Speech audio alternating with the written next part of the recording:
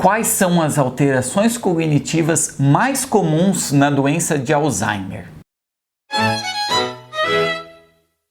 Olá, sejam bem-vindos a mais um vídeo do canal e hoje vamos abordar as alterações cognitivas que ocorrem na doença de Alzheimer. Começando falando do que é a cognição. A cognição é o nosso processo cerebral e os nossos processos psicológicos responsáveis pela interação com a realidade, a interação psicológica com a realidade, a interação mental com a realidade, transformando tudo que é estímulo sensorial, as informações do nosso ambiente, em conhecimento, em memória, em interação emocional. É um tema muito abrangente. No entanto, de uma forma prática, a gente tenta dividir a cognição em alguns domínios. Quais são esses domínios? A memória é a mais conhecida. A função cognitiva mais conhecida, o domínio cognitivo mais conhecido é a memória. Mas temos um outro domínio muito importante que é a atenção. Temos as funções executivas, a linguagem, as habilidades visoespaciais, as habilidades visoperceptivas e o comportamento. Hoje a gente vai falar muito a respeito da memória. Começando com o que ocorre na doença de Alzheimer. A neuropatologia, quando a gente olha o cérebro acometido por Alzheimer, o que está acontecendo ali? Nós sabemos que na patologia do Alzheimer temos deposição de uma proteína conhecida como beta-amiloide. Essa deposição da beta-amiloide parece ser um dos processos responsáveis também pela hiperfosforilação da proteína tau. Então nós temos dois processos básicos na doença de Alzheimer responsável pelo problema cerebral na doença de Alzheimer. A deposição da beta-amiloide e a hiperfosforilação da proteína tau.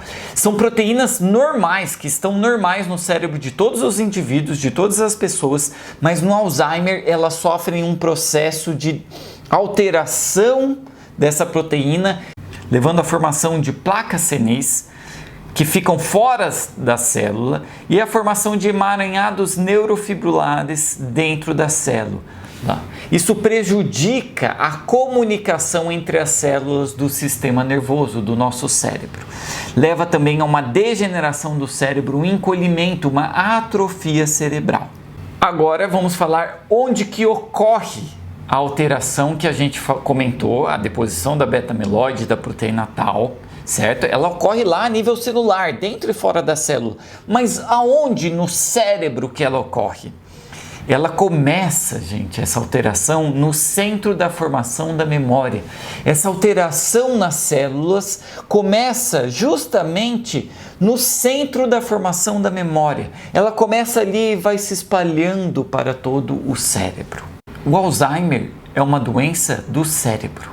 E o cérebro de cada pessoa é único. Por mais que o Alzheimer seja parecido, a vida de cada pessoa é única. O jeito de manifestar a doença, ele é único em cada indivíduo. A gente vai falar hoje das manifestações mais comuns. No entanto, cada indivíduo apresenta a doença de uma forma. Cada indivíduo manifesta essa doença de uma forma. Porque o seu pensamento é diferente, o seu conhecimento, as informações, as suas memórias e o seu jeito de interagir com a realidade é diferente. Então, por mais que o déficit principal, a dificuldade principal seja a perda de memória, a memória que se perde, ela é diferente para cada indivíduo. Falando então propriamente do quadro clínico da doença de Alzheimer. No começo, como essa alteração patológica começa no centro da formação da memória, uma das principais coisas que acontece é a perda de memória.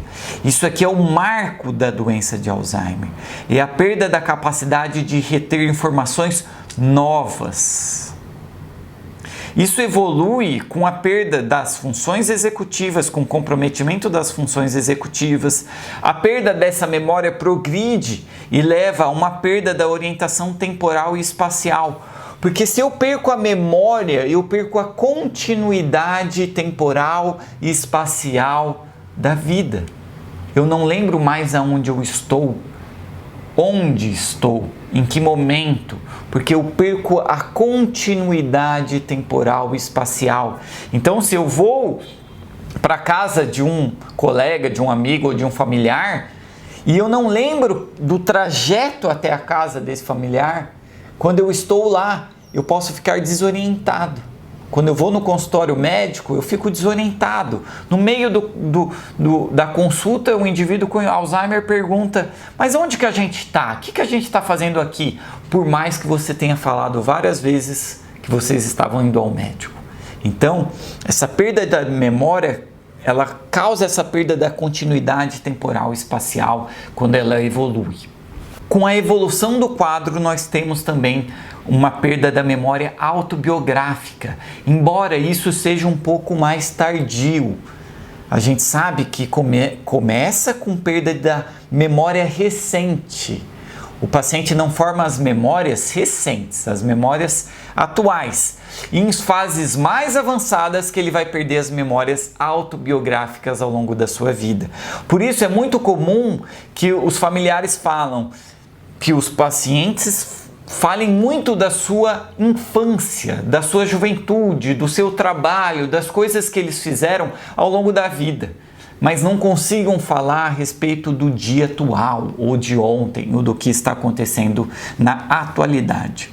Além disso, com a evolução do quadro, nós temos acometimento de linguagem, habilidades visoespaciais visoperceptivas, alterações de comportamento, alterações de atenção.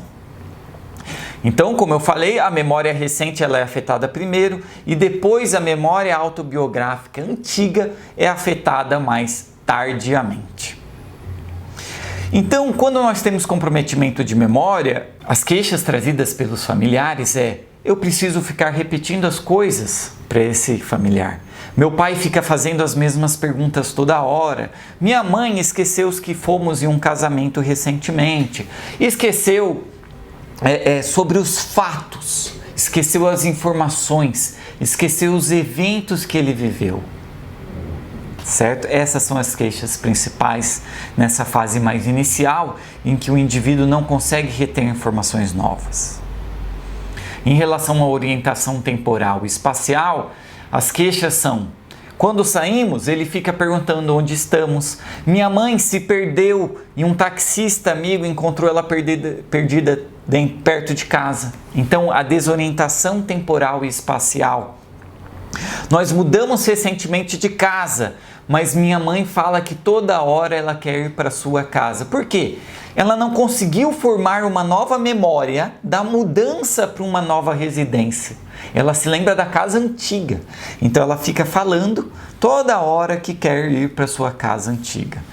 Meu tio não consegue gravar mais as datas. Não consegue gravar mais essas relações temporais entre a data de ontem, hoje, semana passada e o que aconteceu de eventos importantes nesses dias.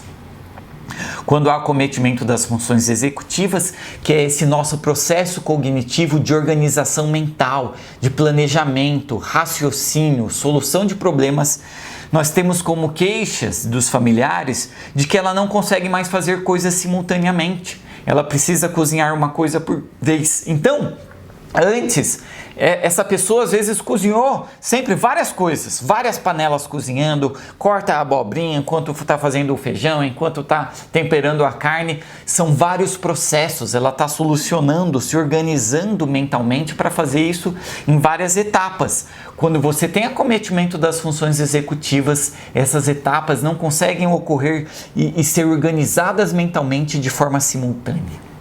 Outra queixa é que antes o indivíduo resolvia os pequenos problemas dentro de casa e agora ele fica confuso. Então trocar uma torneira, trocar um chuveiro, consertar a resistência de um chuveiro, colocar a roupa na máquina, são processos que exigem várias etapas. Você tem que se organizar, pegar a roupa, colocar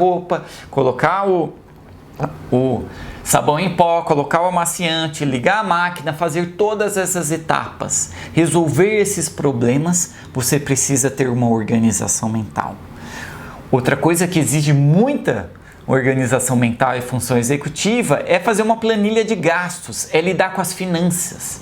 Então, às vezes, esse é o primeiro sinal de acometimento de função executiva, que o paciente perde a capacidade de fazer cálculo, de se organizar, e a gente fica muito evidente isso nas planilhas de gastos financeiros. Então, na forma clássica do Alzheimer, o acometimento principal predomina na memória, e mais com a evolução da doença a gente acomete os outros domínios cognitivos. Esse acometimento da memória ocorre em 85 a 90% dos casos de Alzheimer. É muito importante a gente entender que a alteração cognitiva de uma determinada demência depende da onde ela começou. O Alzheimer, como eu falei no início, ela começa geralmente no centro da memória. Por isso que a principal alteração é o domínio na memória sendo afetado. Em outras demências, nós temos um começo com funções executivas, nós temos um começo com comportamento, nós temos um começo com alterações visoespaciais, visoperceptivas, nós temos um início com linguagem. Dependendo da região que pega, você pode ter um início com parkinsonismo, com doença de Parkinson. No caso do Alzheimer, geralmente a doença começa no centro da memória. Além dessas alterações cognitivas que eu comentei, nós temos também sintomas neuropsiquiátricos, e eles podem aparecer em todas as fases de evolução da doença de Alzheimer. Geralmente começa nas fases mais moderadas e avançadas, mas sabemos que podem ocorrer no início, às vezes pode até preceder a manifestação cognitiva. Então, é muito comum queixas como que o indivíduo ficou mais agressivo, mais teimoso, a personalidade mudou. Então, os familiares falam, quem conhece ele agora pode não achar estranho, mas quem conhecia ele antes vai achar estranho, porque meu pai nunca foi assim, minha mãe nunca teve essa personalidade. Ela está mais apática, não quer fazer mais nada. Então, o indivíduo que às vezes tinha um comportamento mais extrovertido, mais animado, às vezes muda esse comportamento para um quadro mais apático, em que ele fica na televisão, fica no sofá o dia todo, não se engaja nas suas atividades habituais. Ou ele começa a ter umas alterações como delírios de perseguição, delírios em relação ao mundo e aos outros e aos familiares, de que está sendo perseguido, de que está sendo roubado, certo? Essas são alterações que podem acontecer em todas as fases da doença de Alzheimer, certo? Então a gente tem que estar atento que não é só alteração cognitiva, a alteração neuropsiquiátrica também ocorre nas demências. Além disso, existe uma perda progressiva da funcionalidade.